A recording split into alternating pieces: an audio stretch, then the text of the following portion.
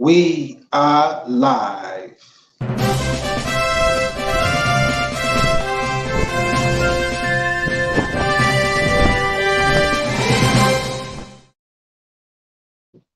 Greetings, my fellow Nigerians, wherever you are. I am your humble host, Edmond, Ikeh. I bring you good tidings from Jefferson City, Missouri, USA. Yes, I'm a bit early today. Yes, I know what I said last week, Tuesday.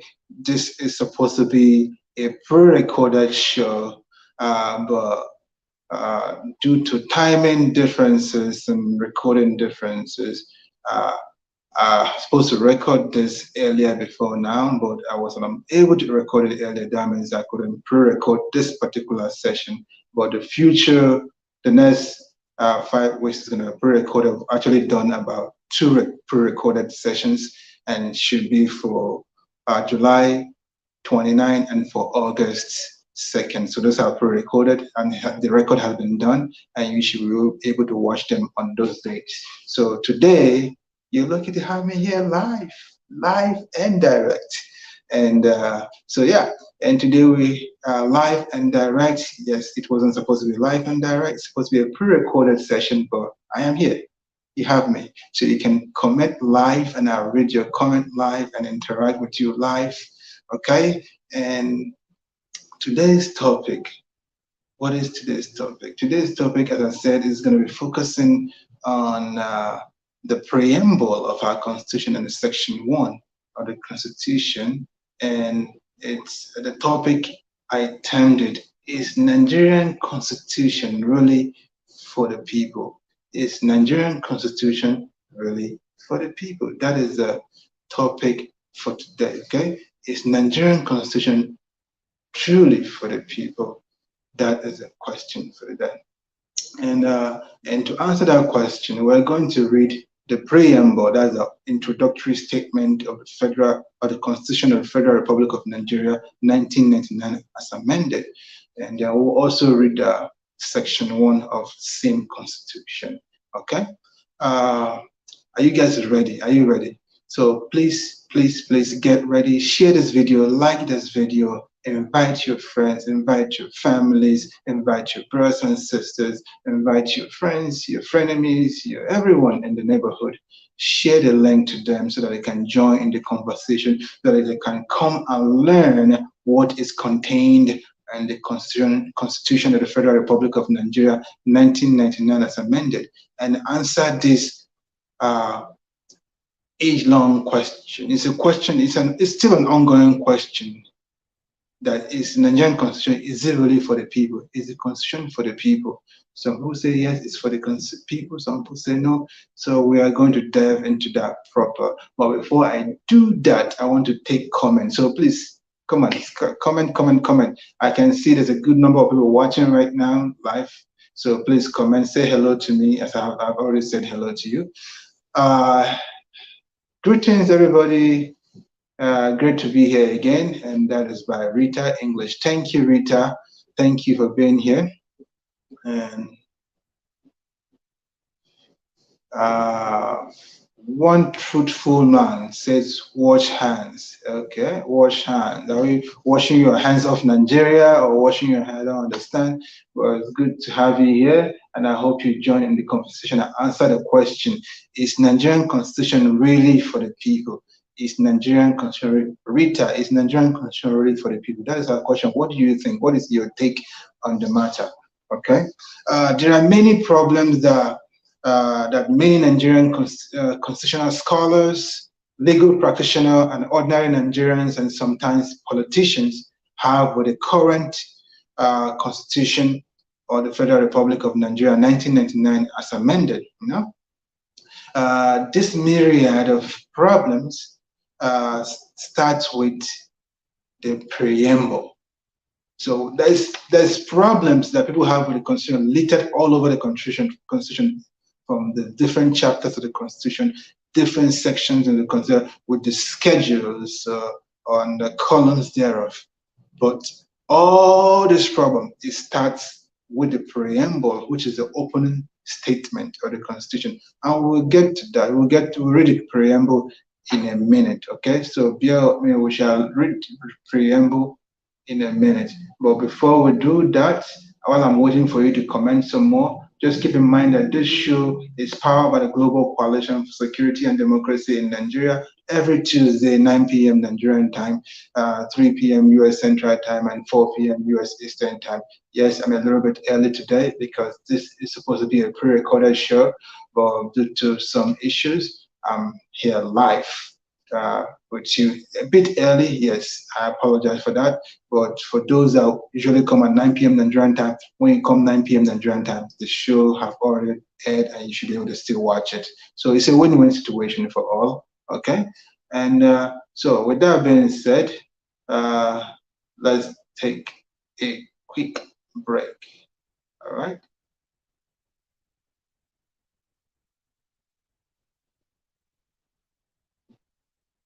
Are you with me?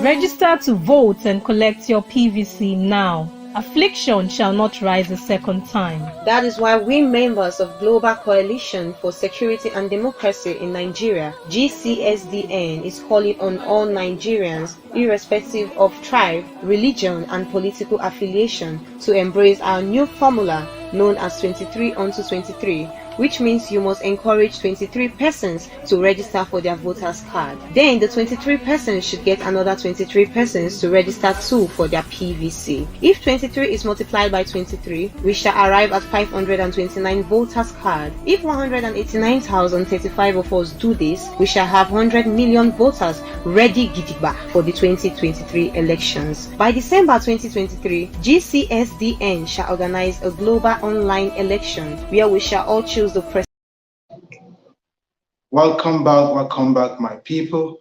You've heard that commercial telling you that get your PVC. The PVC registration is still ongoing. The INEC, that is the Independent National Electoral Commission, has finally extended the registration all the way to 31st of this month. 31st of this month. So please seize the opportunity. If you haven't registered yet, register. If you have a defaced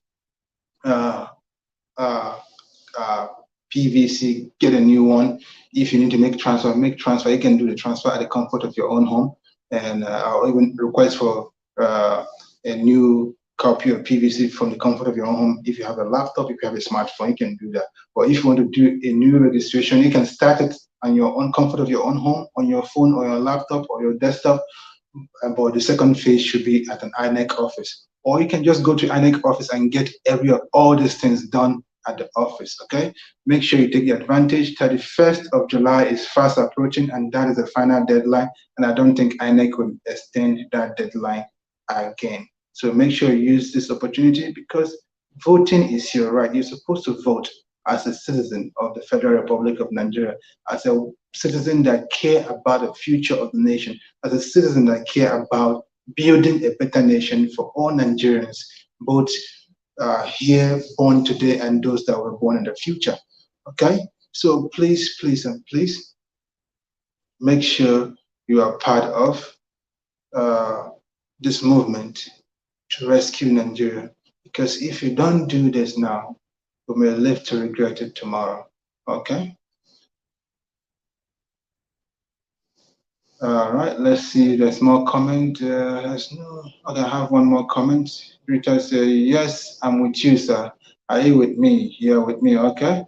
So let's dive into the conversation proper. The conversation proper is on the topic: is Nigerian constitution really for the people? And before we answer that, let's read the preamble, because as I gave you in my opening statement, I said all the problem that people have about the Constitution of the Federal Republic of Nigeria, it starts with the preamble. And what does the preamble say? The preamble of the Constitution says, we, the people of the Federal Republic of Nigeria, having firmly and solemnly resolved to live in unity and harmony as one indivisible, indissoluble, sovereign nation under God, dedicated to the promotion of inter-African solidarity, world peace, international cooperation and understanding, and to provide for a constitution for the purpose of promoting the good government and welfare of all persons in our country on the principles of freedom, equality, and justice, and for the purpose of consolidating the unity of our people. Do hereby make, enact, and give to ourselves the following constitution.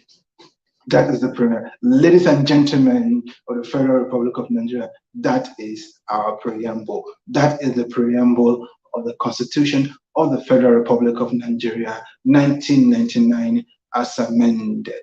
Okay? So you've heard what the preamble says, and this preamble says it started with the opening statement, we the people of the Federal Republic of Nigeria. And here lies one of the major bone of contention with some legal scholars or lovers of the Constitution or lovers of Nigeria. They say we are not part of this, but we are not part of this process. Why would they say we the people? Why would the Constitution say we the people when the people were not part of the process? They said it is the military that just do what they want to do and just give us some document that does not mirror the aspiration of Nigerians. That is what the bone of contention is. So you that is listening to this, you can comment. If you're watching live, you can comment in the comment section. What do you think about the argument that this constitution is not really from us and for us? That statement that we the people is a wrong statement and should not be there to begin with. And that is one of the first problems, that we did not agree to give ourselves this constitution. And this constitution does not mirror our hopes and aspiration. Okay? So who should lead to that question? Is this constitution really a people's constitution? Because groups, social cultural groups like Afenifere and some civil organizations are saying that they need to trash this 1999 constitution and create a brand new constitution, a people's constitution. So even though this constitution opens up the opening statement with we the people of the Federal Republic, they say it is not we the people. This is not the people's constitution, that we need the people's constitution. We need the people's constitution. So what says you? Do we really need the people's constitution? Is putting the statement we the people, does it really matter? Yes, the military gave us this constitution, but they selected a few people to write this constitution. But and these people they selected are Nigerians, they are not foreigners. So do they suffice? Those people that were selected to write the constitution, that the military selected to write the constitution, they are Nigerians. Did they suffice to represent us as we the people? Or no, we no agree. They do not represent us as we the people. We need a new set of people that we are going to select by ourselves to write the people's constitution. Is that your take? What do you think? Is this constitution for us? Is it a representative of who we are as a people? So that is the question. Is this constitution mirroring us as a people, as Nigerians? That is the question. And I believe my guest just came in, so let me add him to the stream, and he's gonna join in the conversation and add more meat to the matter. Greetings, the good barrister, my favorite person, Barrister Joseph Lindo. Welcome. Thank you. You know, we live in Africa where everything seems not to be working. So the network has been so bad at my end. I've been trying to connect, and I'm glad I'm here finally. Thank you very much. You made it. Thank you for being here. I really appreciate your time and always giving your time for to educate our fellow Nigerians, to help them understand the Constitution, and to help them understand what is they ought to do as citizens and how to fight for their right and hold the leaders accountable. Thank you. Truly, truly appreciate it. I truly appreciate you. So I already started the conversation, and I've read the preamble on the Constitution, and I've asked the first question. So I will throw this first question to you. The preamble of the Constitution of the Federal Republic of Nigeria started with an opening statement. We, the people of the Federal Republic of Nigeria. We, the people of the Federal Republic of Nigeria. And they say that at the end statement, they say that we enact and give this law to ourselves as the Constitution. Okay? So there's argument out there that this Constitution does not represent Nigerians, the wills and aspirations of Nigeria. So that statement, we the people, is wrong in itself, that this is not the people's constitution, that we need a brand new constitution, which is going to be the people's constitution. So, Barrister, the 1999 constitution as amended, is it the people's constitution?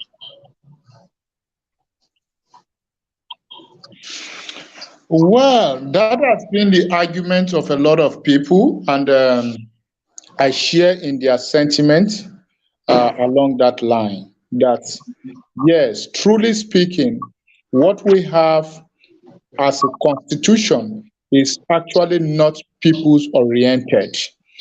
It never flowed from the people, and that is because what we have today as the 1999 constitution was handed down to us, or handed over to us via military decrees, which were hurriedly subsumed into a working document. At no point did we as a people sat and said, yes, this is what we want as a people to govern us as a constitution. So there has been that argument. And I think for everybody or everyone who shares in that line of thinking is absolutely correct. Because if truly speaking, that constitution is people-oriented, then a lot of issues wouldn't have been raised in it. There wouldn't have some of those lacunas, some of those gaps we are seeing in those constitutions, perhaps would have been taken care of. So over time, there has been attempt to see how we can rebrand our constitution, we can remodel our constitution, we can perhaps amend our constitution to fit the purpose in which it serves. Again, when some of these amendments are done, are they people-oriented? Again, that's another thing. And the only attempt that was made was in 2014 under President Goodluck Ebele Jonathan. I'm talking about since we returned back to democracy from 1999. The only attempt that was made was in that 2014 when we had the conference that's to gather together the aims and aspirations of Nigerians for purpose of integrating same into our constitution. Again, that attempt failed like a pack of a card, and we are back to where we are today. So at no point did we as a people sat and said, this is what we want as a people, these are the laws we want to be on ourselves. It's simply some inheritance from the military dictators. So until we tell ourselves the truth that yes, there is a lot of problems with this constitution, for now we may not come out of it quickly. However, that's not to say that attempt has not been made, because I know as a fact that the United States of American Constitution has undergone 18 amendments to suit what it is today. And perhaps we are just on the 5th amendment. So we are hoping that by the time we get to the 10th amendment, we will get things right. But fundamentally, issues that we should be getting right, for now, which should have given us hope, are not being considered. talk of issue of financial autonomy for local government, issue of financial autonomy for judiciary, issues of absolute separation of powers, where you find the executive appointing the judiciary and all of that. So there's no independence of any arm of government. And these are some of the issues that are drawing us back as a country. So the we there is not in line with the wishes and aspirations of many Nigerians, including myself. Okay. Thank you very much, Barrister Joseph, for that wonderful view, and which I share similar view. And that brings us to the next question. In that preamble, it said that Nigeria is a nation that's indivisible and indissoluble sovereign nation. And people have this argument: Nigeria is not a nation. Nigeria is a country, not a nation. It's a country with multiple nation states. So that is not a nation. That's one. And then people also argue that Nigeria, you cannot say Nigeria is indivisible. Nigeria is divisible because we are many nations. And if we decide we do not want to belong to Nigeria anymore, that we should be allowed to go our separate way. So Nigeria is divisible when we agree to divide. So what is your take on that? Do you believe in the indivisibility of Nigeria?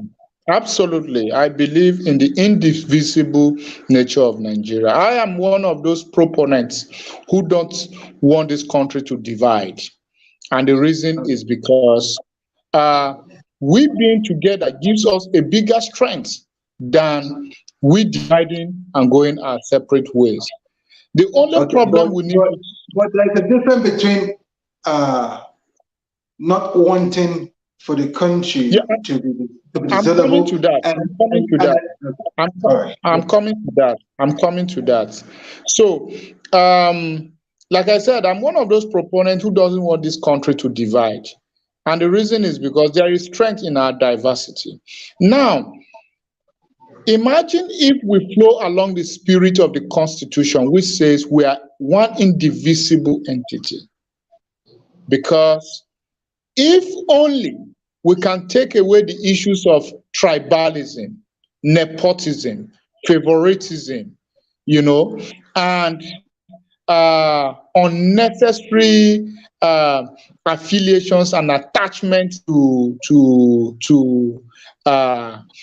personalities over above the interest of the common man. I think we'll be proud to say that we are one indivisible nature.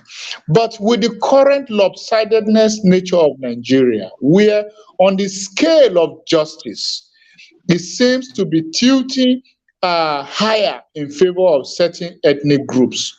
And you will not blame people who are sharing that sentiment, because when we ask, is the issue of federal character respect as in the Constitution respected when it comes to appointments?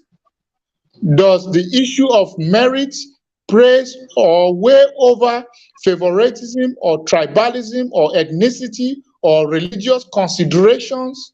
And these are some of the issues.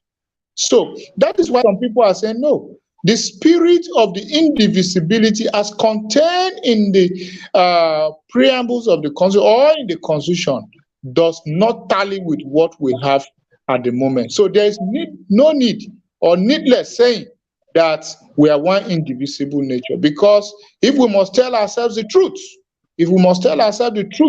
does an Igbo man look at a Yoruba man as a Nigerian, as a fellow Nigerian?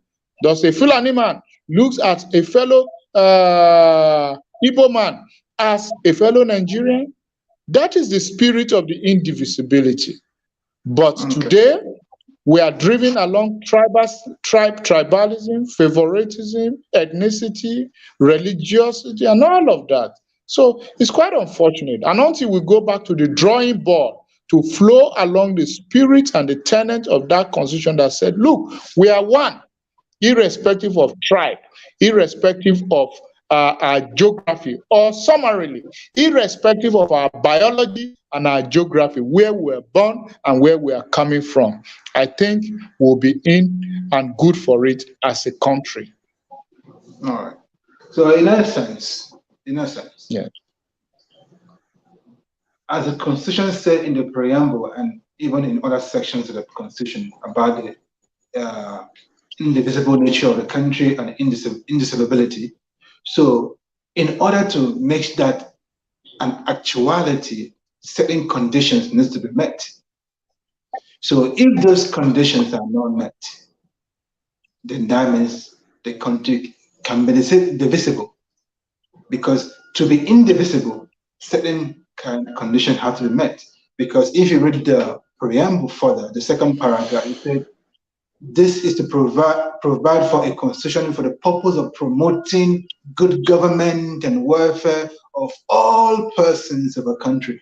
So, but if you ask all persons of the country, they will say they have not experienced good government. They have not experienced welfare. So if you cannot guarantee those welfare, those good governance, then why won't you say someone should not leave the country to go find a better country? So that is the argument people will have out there. But let me leave the argument for a moment and go to the next question. The next question I have for you, good barrister, is does our constitution as it stands, as it is today, 1999 as amended, does it really promote good governance and welfare of all persons in our country, or the principle of freedom, equality, and justice for the purpose of consolidating unity of all people? Is our unity consolidated? Is it working towards that? What do you? Well, on the scale of 100, Dr. Ikeh, I think we are just, yeah, on the scale of 100, I'll give it 20%. And if I score it 20%, that's a poor mark, right? That's poor score, very terrible. And the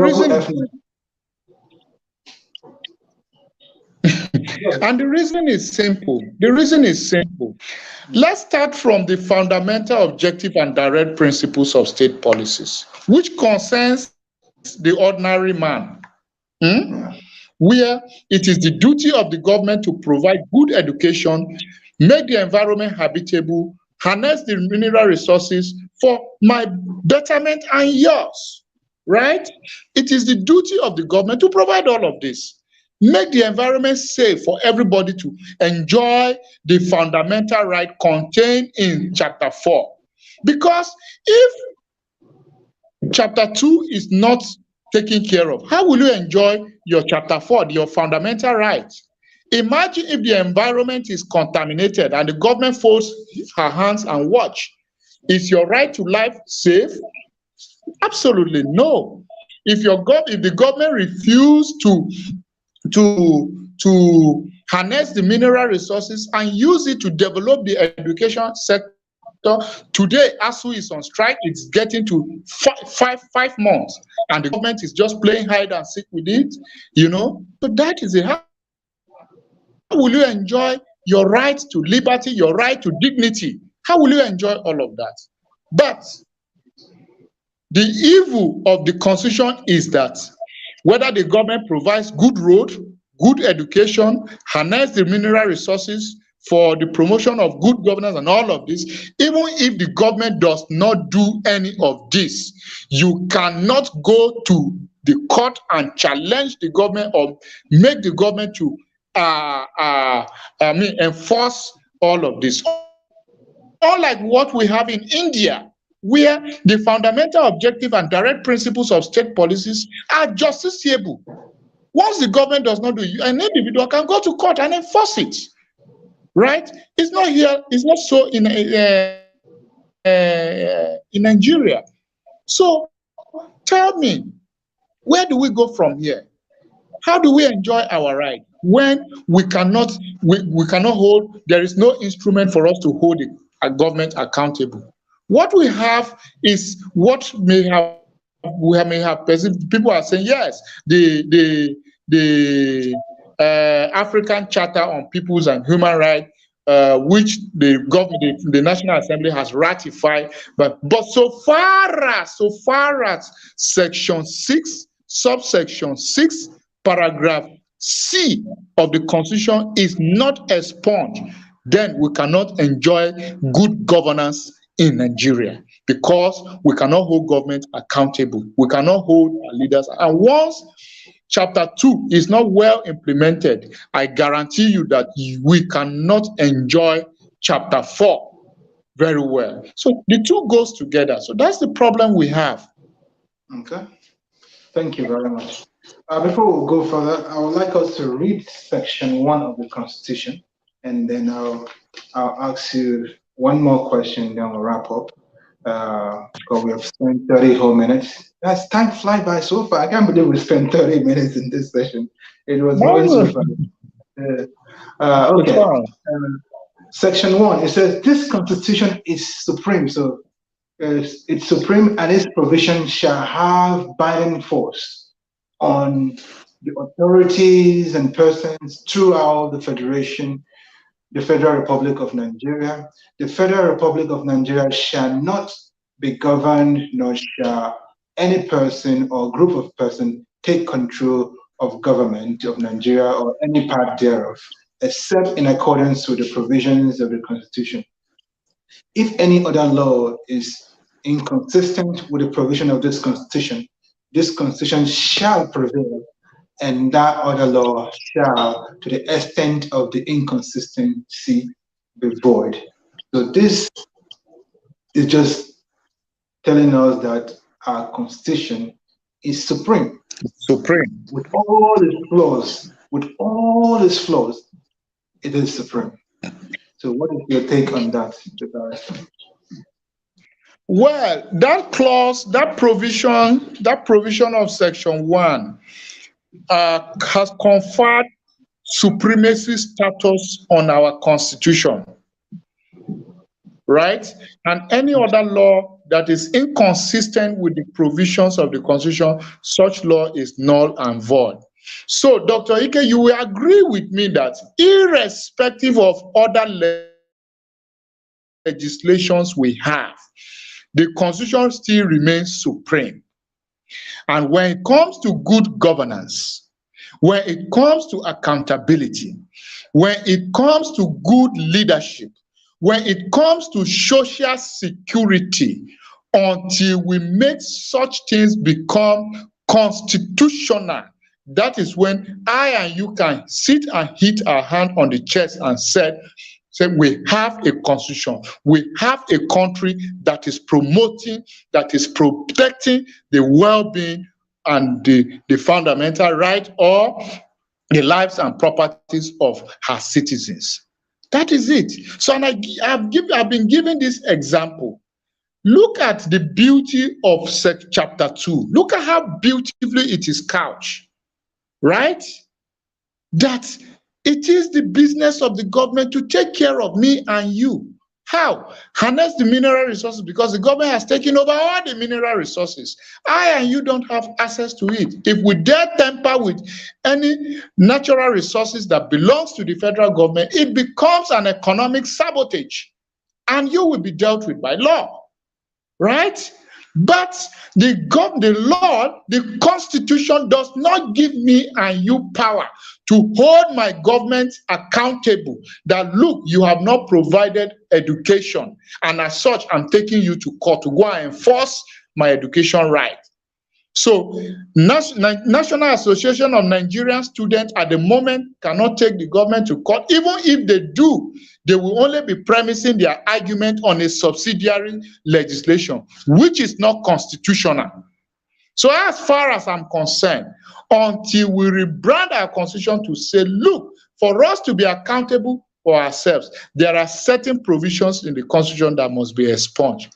And because of the supremacy clause of the Constitution, once even if you go to court, an argument may be raised that, look, you are raising the issue you are raising is a constitutional matter, and the Constitution is clear on it. And automatically that subsidiary law you are relying upon becomes null and void because it's inconsistent with the Constitution. Right? So until we set our priorities right, that look, irrespective of the supremacy clause of the Constitution, because, or perhaps because of the supremacy clause of the Constitution, then certain provisions of the Constitutions that will cause a negation in good governance, in leadership, in the security and well-being of the people has to be taken away, so that we will now say, yes, this is a supreme law that is protecting the life and property of every citizen. But for now, that Constitution is just a document, it's a skeleton that has no flesh to protect the bones. Thank you, thank you. All right, we are ending this show shortly, so I just want to give you a summary. You've had our preamble, you've had the 3 or 4 questions asked so far and the explanation to them, and I hope you've learned 1 or 2 things from that. But no matter what, Section 1 of our Constitution shows us and reminds us that the 1999 Constitution as amended remains supreme. And no matter whatever problems or issue it may have right now, it remains the only constitution we have for now. If we want a new constitution, if we want our constitution to be amended, then we as the citizens of the Federal Republic of Nigeria must actively and continuously. It's the continuous process. It's a marathon. It's not a sprint. It's not a sprint film. You just sprint off and then you stop and then just keep resting and never resume again. It's a marathon. You keep running and running until we reform our country, until we reform our laws. So you have to be actively and continuously engage the legislative branch of government, because they are the one responsible for making laws, the National Assembly, the senators and the House of Assembly members. So you have to actively and continuously engage them. And you can start doing that if you haven't been doing that. And that is the chance, the only chance we have to have a better law and to build a country that's governed by law and order. Over to you, the barrister. What's your closing remark to Nigerians? Yes, we have come to that crossroad where, as Nigerians, we should begin to ask questions, very pertinent questions. We should begin to engage in some constitutional conversation, and we should begin to push for the justiciability of Chapter 2, perhaps the removal of Section 6, Sub 6, Paragraph C of the Constitution, so that we can enthrone together, we can enthrone good governance in this country. I want to sincerely thank Global Coalition for Security and Democracy Network and Dr. Ikeh for always taking time to host me on the show. Thank you for always accepting to come. We appreciate you. Thank you very much. And this is where we end today's show. So please keep liking this channel, keep sharing this show, and inviting more people to watch and learn. And if you have questions, always shoot us questions. If you look at the screen, you see the email. If you send email to that right.gcsdn@gmail.com, I will receive that email. And you can also look at what GCSDN is about on our website, www.gcsdn.org.